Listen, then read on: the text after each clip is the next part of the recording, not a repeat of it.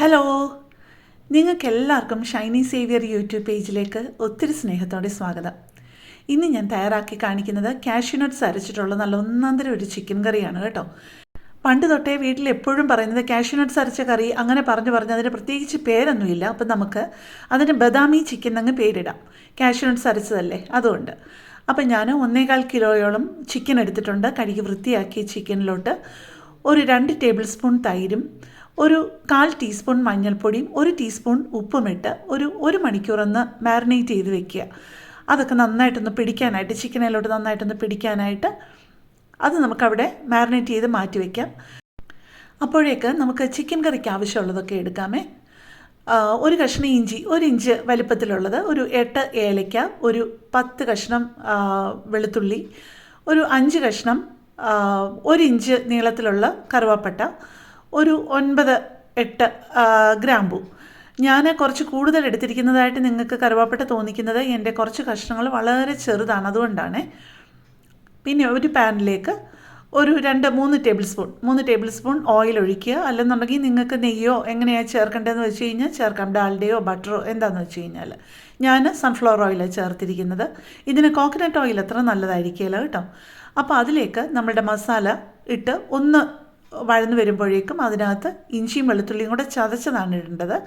നന്നായിട്ട് ചതയ്ക്കണേ. അത് വലിയ കഷ്ണമായിട്ട് കിടന്നു കഴിഞ്ഞാൽ കറിക്ക് ഇടയ്ക്ക് കടിക്കുമ്പോൾ അതൊരു ബുദ്ധിമുട്ടാകുകയല്ലേ. അതുകൊണ്ട് അത് നന്നായിട്ട് ചതച്ച് അത് ചെറുതായിട്ട് അതിൻ്റെ പച്ചമണമൊക്കെ ഒന്ന് മാറിക്കഴിയുമ്പോഴത്തേക്ക് അതിലേക്ക് സാമാന്യം വലിപ്പമുള്ള 3 ഉള്ളി അരിഞ്ഞതിടുക.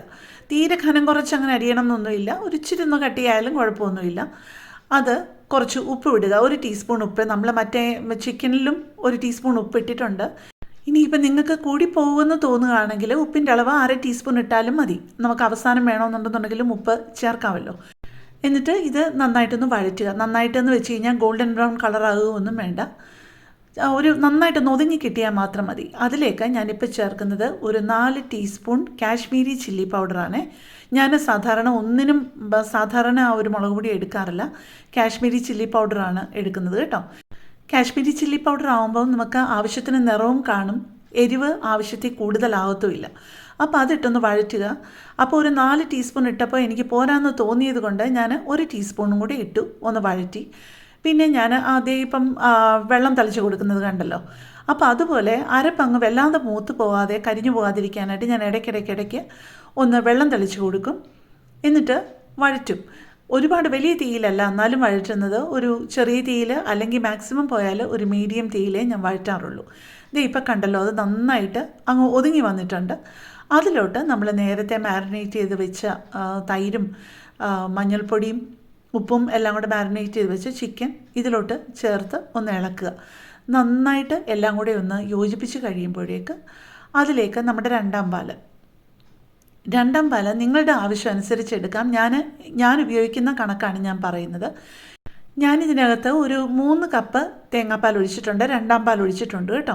കാരണം ഇവിടെ നന്നായിട്ട് ഗ്രേവി വേണം എല്ലാവർക്കും. ഇപ്പം എന്തിൻ്റെ കൂടെ ആണെങ്കിലും, ചപ്പാത്തിയുടെ കൂടെ ആണെങ്കിലും, പുലാവിൻ്റെ കൂടെ ആണെങ്കിലും, ഗീ റൈസിൻ്റെ കൂടെ ആണെന്നുണ്ടെങ്കിൽ എന്തിൻ്റെ കൂടെ ആണെങ്കിലും നല്ല ഗ്രേവി ആവശ്യമുള്ളത് കൊണ്ടാണ് ഞാൻ 3 കപ്പ് രണ്ടാം പാൽ ഒഴിക്കുന്നത്. ഒന്നാം പാലും ഞാൻ എപ്പോഴും ഒരിച്ചിരി കൂടുതൽ ഒഴിക്കും. അപ്പോൾ ഇത് നന്നായിട്ടൊന്ന് മിക്സ് ചെയ്ത് കഴിഞ്ഞിട്ട് നമ്മുടെ രണ്ടാം പാല് ഏതാണ്ടൊരു നെകക്കെ ഒഴിച്ച് വെച്ചിട്ടുണ്ട്.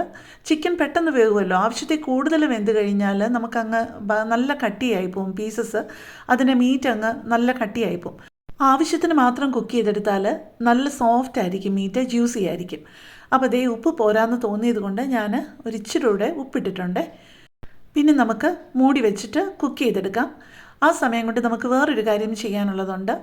ഇടയ്ക്കൊന്ന് ചെക്ക് ചെയ്യണം, ആവശ്യത്തിന് വെന്തോ ഇല്ലയോ എന്നൊക്കെയുള്ള ഒന്ന് ചെക്ക് ചെയ്യാം നമുക്ക്. എന്നിട്ട് ആ സമയം കൊണ്ട് വേറൊരു കാര്യം ചെയ്യാനുള്ളത്, നമ്മുടെ ചെറിയ മിക്സി ജാറിലോട്ട് കുറച്ച് വെള്ളം എടുത്തിട്ട് അതിലോട്ട് കുറച്ച് കാഷ്യൂ നട്ട്സ്, ഒരു 10-20 കഷ്ണം അല്ലെങ്കിൽ 25 കഷ്ണം കാഷ്യൂ നട്ട്സ് എടുത്തൊന്ന് കുതിർക്കാനിടുക.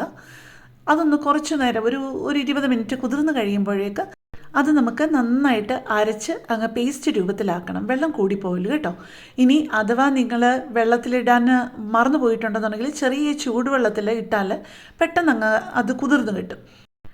ഇടയ്ക്കിടയ്ക്ക് നമ്മുടെ ചിക്കൻ്റെ കാര്യം മറന്നുപോലെ കറക്റ്റായിട്ട് നമ്മുടെ പാകത്തിന് വെന്ത് കിട്ടിയിട്ടുണ്ടോ ഇല്ലയോ എന്നുള്ളത് ചെക്ക് ചെയ്യണം കേട്ടോ. അപ്പോൾ നമുക്ക് ആ കാഷ്യൂ നട്ട്സ് അരച്ചത് നമുക്കവിടെ മാറ്റി വയ്ക്കാം. പിന്നെ നമുക്ക് ഇതിനകത്തോട്ട് ചേർക്കാനുള്ളത് ഒന്നാം പാലാണല്ലോ. ആ ഒന്നാം പാലിലേക്ക് ഞാൻ ചേർത്തിരിക്കുന്നത് ഒരു 1.5 ടേബിൾ സ്പൂൺ കോൺഫ്ലവറും ഒരു 4 ടേബിൾ സ്പൂൺ കോക്കനട്ട് മിൽക്ക് പൗഡറുമാണ് കേട്ടോ. ഞാൻ ഉപയോഗിക്കുന്നത് എഴുതുകയാണ്. ഞാൻ സാധാരണ മാഗിയുടെ milk powder, coconut milk powder ഇതിനകത്ത് ചേർക്കാറുണ്ട്. തേങ്ങാപ്പാൽ ചേർക്കുന്ന എല്ലാ കറികളിലും പായസത്തിലാണെങ്കിലും ഒന്നാം പാലിൻ്റെ ഒപ്പം ഞാൻ മാഗിയുടെ കോക്കനട്ട് മിൽക്ക് പൗഡറും കൂടെ ചേർക്കും. എനിക്ക് വേറെ 1-2 മേടിച്ചിട്ടുണ്ട്. അത് പക്ഷേ എനിക്ക് അത്ര ഒരു ഇഷ്ടപ്പെട്ടിട്ടില്ല. അതുകൊണ്ട് ഞാൻ എപ്പോഴും ഇതാണ് മേടിക്കുന്നത്.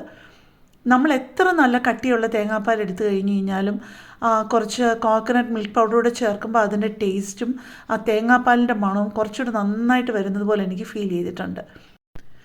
പിന്നെ ഇപ്പോൾ ചേർത്ത കാഷ്യൂ നട്ട്സ് ആണെന്നുണ്ടെങ്കിലും ഓപ്ഷണലാണ് കേട്ടോ. നിങ്ങൾക്ക് ആവശ്യമുണ്ടെങ്കിൽ ചേർത്താൽ മതി.